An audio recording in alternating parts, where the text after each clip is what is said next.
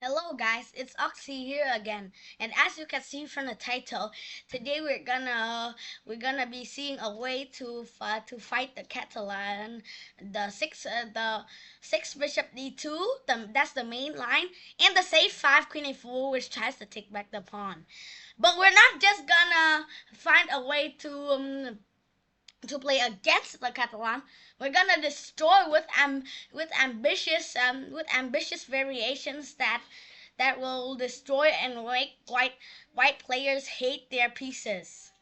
And so we start by d4, knight f6, c4, e6, knight f3, d5, and now g3, d takes c4. Yep, and there is a wide range of options to choose for, but but like but d takes c4 and bishop b4 is the most ambitious, and that is the way to actually destroy the Catalan, or actually get a most complicated positions that Catalan players are not really comfortable with. Yep. And here, bishop's g2. Yep. But like I said, the safe queen a4 tries to get back the pawn, and now white wants to get back the pawn as soon as they can. And this is why I said it was the safe option. Yeah, it was the safe option just because it's safe and it takes back the pawn. But you might say, "Oh, Oxy, how are you gonna be ambitious now?" But the answer is just knight bd7, and now if queen takes c4, like as white is trying to go with the as soon as possible get back that pawn, tabia. Then now we're gonna play a6. We're gonna ask a6, just losing a tempo. I won't be playing it. It's actually not really losing a tempo because we're threatening b5, bishop g2. It's now a4, and there's actually b5, and there's a tactical motive that it is if ab a discovered attack on the d1 rook on a1. Poor rook. Okay, it's actually quite poor to see that rook. And so bishop g2, it will transpose as we will see. So then bd7, bishop g2, a6. And you know why White plays bishop d2? Because he knows that he is now gonna get back the pawn. Because you don't expect some players to actually play b5. B5 is just nonsense, dude. B5 is just nonsense. So no one, there's no way to rescue the pawn. But as I said, a6. Now we're threatening to save that pawn. So they're forced to play queen takes c4. If knight c3, then we actually don't play that. So we actually don't play b5 because there's knight takes b5, and it's not and the knight is taboo because the pin on the a8 rook. So we play rook b8, and now there's actually no other way than to capture the c4 pawn. And now just because if you don't actually capture it, black will have actually a big advantage. And you know that if black gets equality in the opening, that's good. But getting an advantage is even better. So now white's gotta play queen takes c4, b5. Like we see, the idea is to develop the bishop to b7, queen d3, bishop b7, castles,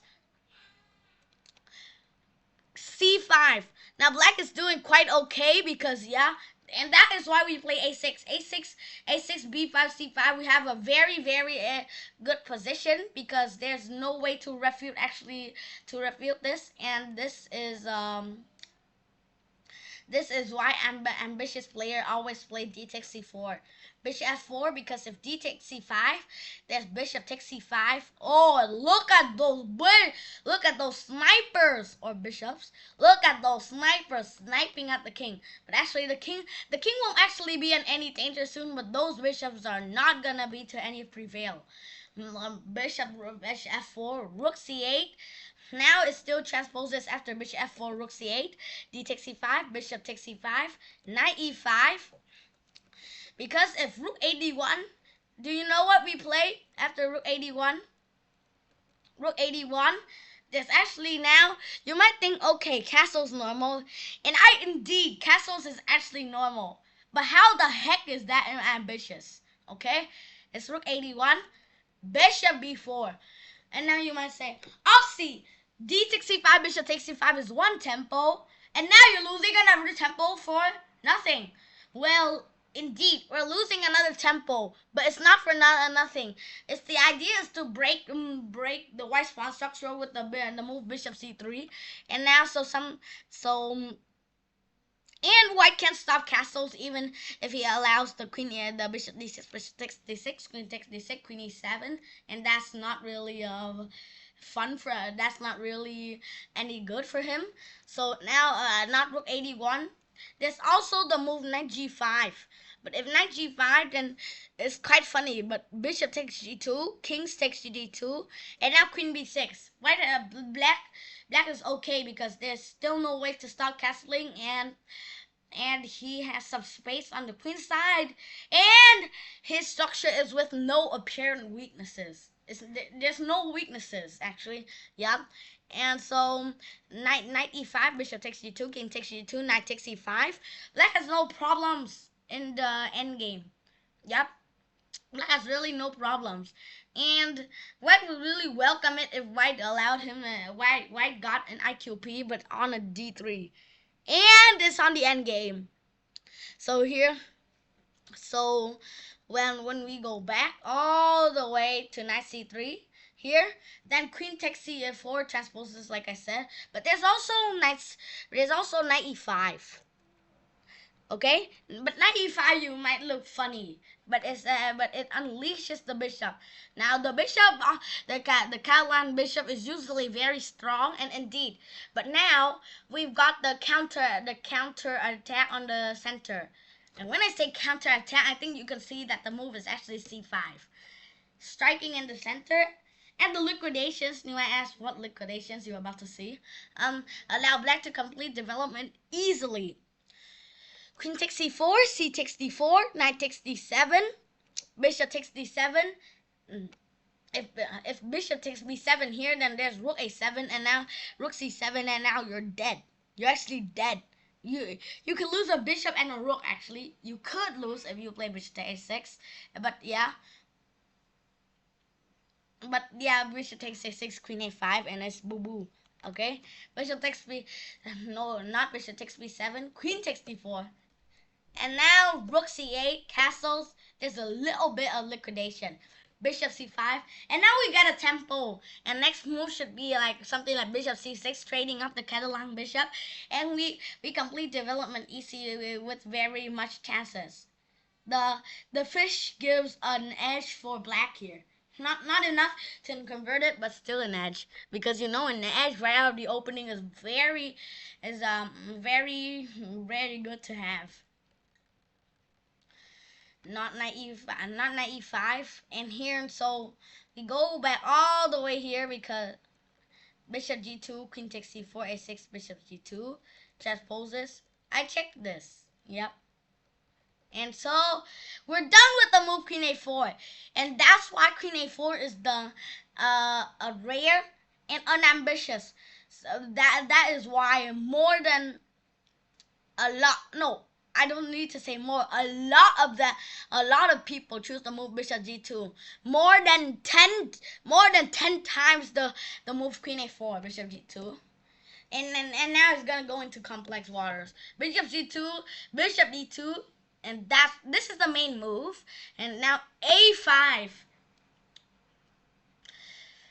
This is very complex. We aim to get a fighting and complex position by trying to save the extra pawn. Now, and you know that an extra pawn is very good. But now we must have the mission to hold on to it. Okay. Now white has 4 moves, as you can see, and now we'll start by playing castles, and then castles, bishop g5. bishop g5. If queen c2 here, trying to get back the pawn, bishop takes d2, knight b takes d2, b5, and here we're trying to get retain the pawn, but white's not done. He's got a4, c6, still not done, b3, okay. But if knight e4, knight d5, now we save the pawn and we now no longer have an edge but an actual advantage, okay? We no longer have an edge but an actual advantage here. And so in knight e4, there's e4, knight a6, b3, knight b4, queen c3, c takes b3, queen takes b3, bishop a6. The bishop might look funny, but the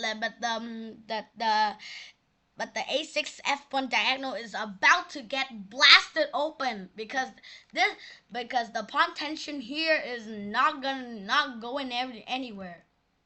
Okay, so bishop a6, rook fc1, b takes a4, rook takes a4, bishop b5. Like I said, rook a1, queen e7. Look, the d4 pawn is already backwards, and we have a good pass pawn on the a file. Okay, so back here there's one more move left before, and that's why adding more tension, even more tension to the position. It's b3, c takes b3, knight takes b3, bishop a6. Still, like I told you, it's slightly odd looking development, but yeah, but the bishop does not even have many places to go, and the pawn tension, like I said, is not going anywhere. There's rook fd1 because it's knight c5. There's b4, followed by knight d5 and knight c3. Do c square on c3. Okay, the pin on the a6 f1 diagonal makes it impossible for white to play e4, because if you play e4 you're losing an exchange and you're gonna cry on the spot. b4, rook fd1, because if rook fe1 then knight bd7 and you just complete development. So rook fe1, rook fd1, knight d5, and now you're heading on to the juicy square on c3. So not knight c5, rook fd1, b takes a4, knight c5, bishop b5, knight e5, queen d6, followed by knight bd7 with good development. Knight take f4, knight bd7, knight take d7, knight takes d7, rook, knight c3, rook a7, and white has just enough compensation for the pawn, but nothing more. The position is equal, but I don't expect you to actually see many draws in this position, because there's no symmetry, and black has a pass pawn, so I don't think you should expect a draw from this position. Okay, back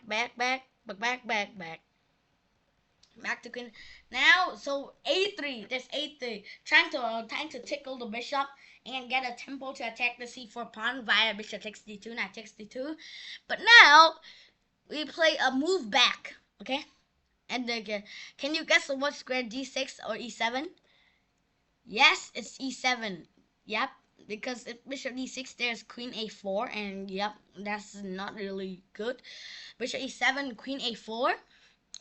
If queen c2, there's a move b5. The inclusion of a3, which actually does nothing, and bishop e7, which puts the bishop on d2, an awkward looking square, only favors black. The engine already prefers black, and that's a big edge, which is yep. There's no clear way for white to regain the pawn. There's no way. So queen a4, and now we give back the pawn, but with a precise move. It's not actually giving back the pawn yet. It's b6. The most precise move. Black's idea is to develop the bishop via a6, and the fact that e2 pawn makes it unprotected makes it even stronger, because if you were able to take on e2, then the d4 pawn would become a useless IQP. Okay, here we have two moves. If knight c3, then as you can see, bishop a6, and we successfully saved the pawn. If if um if then knight e5, then there's the we have got the move knight e7, rook a7. If knight takes c4 here, it's a big blunder because there's the move b5. Oh yeah, sorry. There's the move b5, and then follows queen d7 follows. Okay, so you gotta play knight e5, rook a7, rook d1, bishop a6. Our next move is likely queen a8 to trade the pawns. You always want to trade pieces to to um, to easily use the extra pawn in the endgame. Okay, so now if not a3 either, then there's e3. E3, there's rook a6. It's clearing the h1 diagonal and stepping out and preparing b5. Now b5, we've got rook b6, and c6, and all kinds of prepping moves. Queen c2, b5, a4, c6, knight c3, rook b6, e4, h6, preventing e4, e5, and knight g5. And now this is what we're exactly looking for, just like in the last variations, a complex fighting position. I don't think any draw is gonna be seen from here. But what's funny is that in my database there's one game, and that game was a draw. Yeet. Okay, that's quite a little bit. That's quite funny. So not e3 because you can see e3 is a little bit passive. There's one last move which is bishop g5. h6 is forcing the bishop on g5 to make a decision. Now, if you go bishop back to d2, it's way too awkward. And so bishop to f6, queen to f6, queen c2. If a3, bishop d6, queen c2, knight c6, later transpose, like this, knight c6, a3. If queen takes c4, e5, d5. And now where do you think we'll run with the knight? Where do you think we'll run with the knight? Knight b8.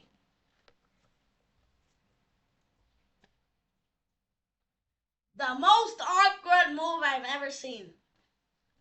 But knight b8 with very fighting position because now we will reroute to knight a6 and knight c5 with a fighting position as queen e7, and we've got the bishop here.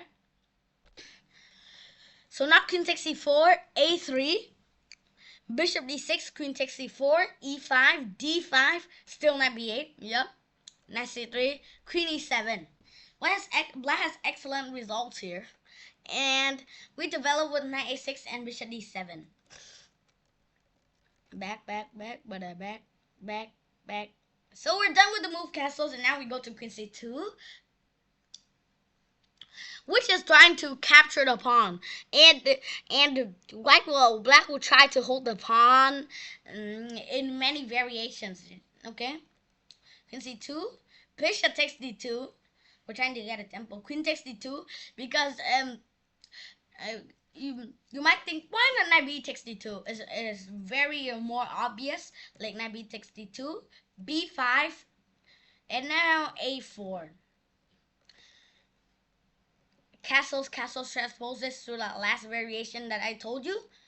So b5, a4, c6, b3. If knight e5, knight d5. And if castles, then castles, and we transpose again to the line above with 7 castles. Next is c6, b3, c takes b3, knight takes b3, b4, still creating the juicy c3 square outpost for the knight. And here, if e4 here, then we get bishop a6, and white's king is in a cloud of danger. And the fat T on c2 is not really doing anything. Castles, knight d5, getting the knight to c3 because before white gets in, white throws in the move e4. Okay, and we've got a good position, and that is why most masters don't really choose the move knight b takes d2, and they choose queen takes d2, c6. Yep, we're trying to hold the pawn on all costs, and this move is preparing the move b5. Okay, a4. And when I looked at some games, I saw that knight e5 was tried by Anish Giri last year in the Dutch championship. b5, knight c3. Now I'll take you. I'll let you a minute. I'll let you a few seconds to find white's threat. Yes, it's knight takes b5. And now how do you stop it? There's two moves, queen b6 and knight d5, and both of them work. But knight d5 is good.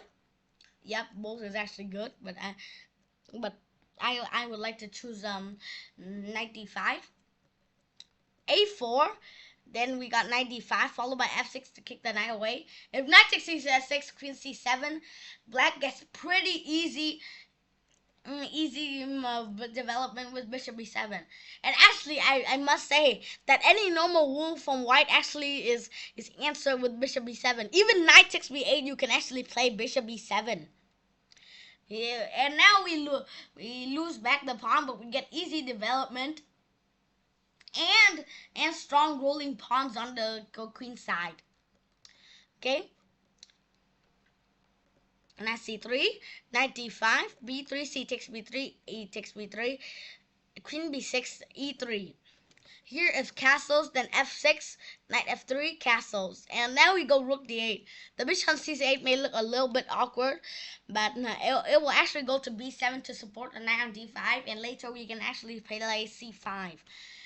So e3, knight d7, knight d3, b4 simplifying, knight takes d5, c takes d5, knight takes b4. Yeah, we lose back the pawn, but we get bishop b7 in, and easy development follows with like something like knight d3 and queen takes b3, and yeah, easy development.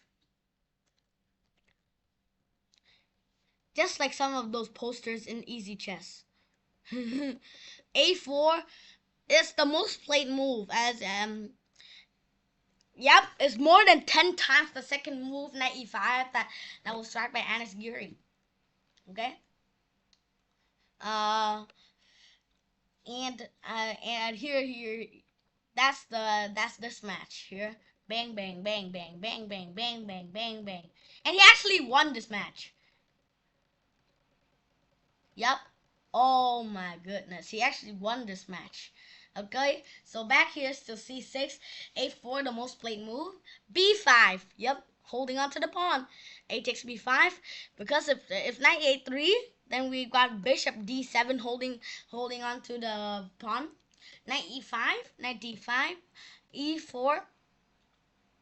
Here knight b6. There's no game played with knight b6, but it's an improvement over the existing theory, which is knight b4.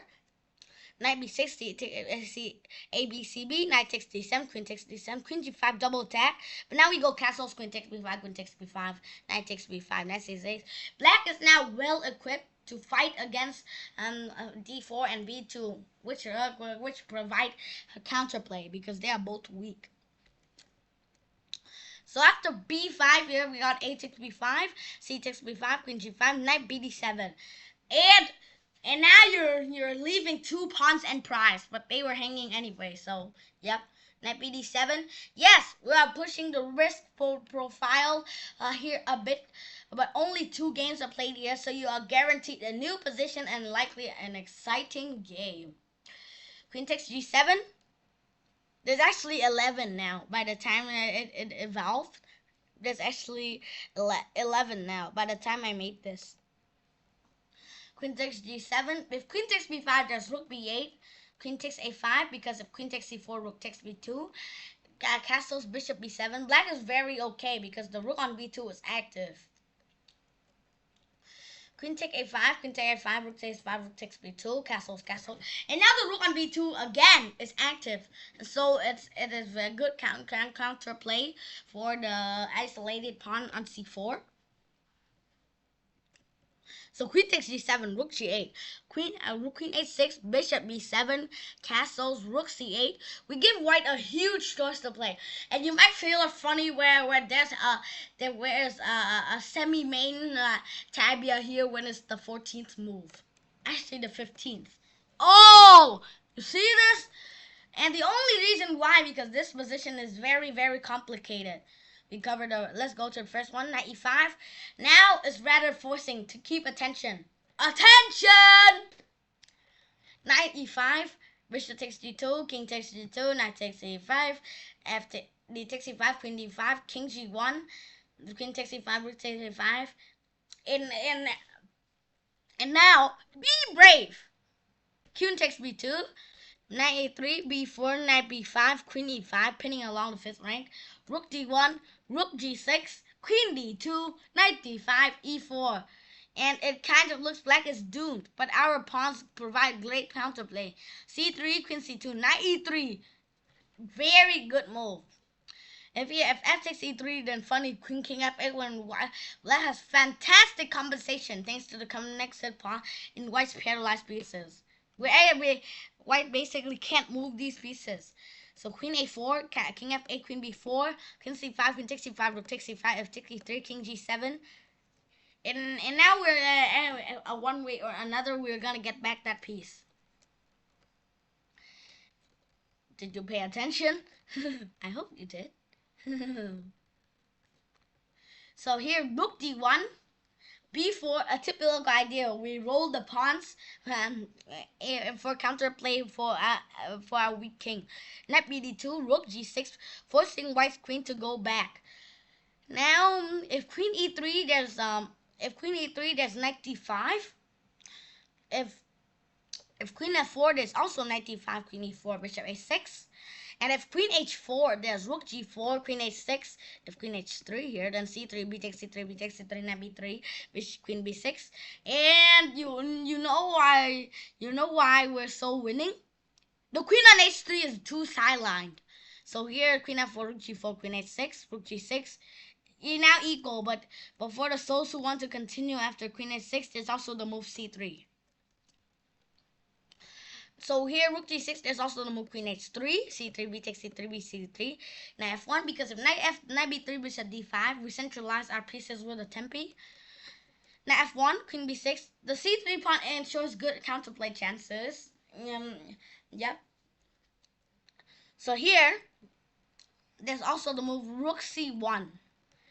Rook c1, then we got the move, a good, interesting move, queen b6, because b4 is also good. B4, then we've got knight bd2, rook g6, queen h4, c3, bc, bc, queen knight b3, queen b6. It's like last time, we've got a good compensation. Queen b6, knight c3, because knight bd2, a4. In the long term, these three bodyguards are gonna be a big headache for white.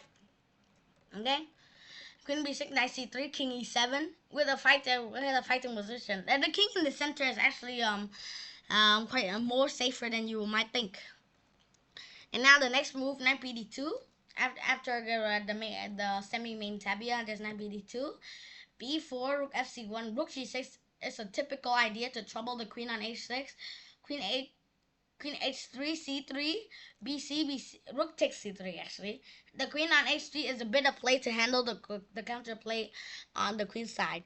If then the main tabia h3, then there's b4, then bd2, c3, bc, knight b3, and again we centralize pieces. Bishop d5, knight c1, queen b6. White's pieces are a little bit discoordinated, and black's counterplay with c3 pawns to compensate the exposed king. And there's one more move, and that it is knight d5, and now queen c1, because if queen d2, there's b4. If queen c1, knight 5 f6, rook d1, queen c7. Objectively speaking, the engine provides a tiny edge for white, but practically speaking, the position looks quite fighting for 3 results. And I think that ends that the main line of the Catalan and the safe move queen a4 for today.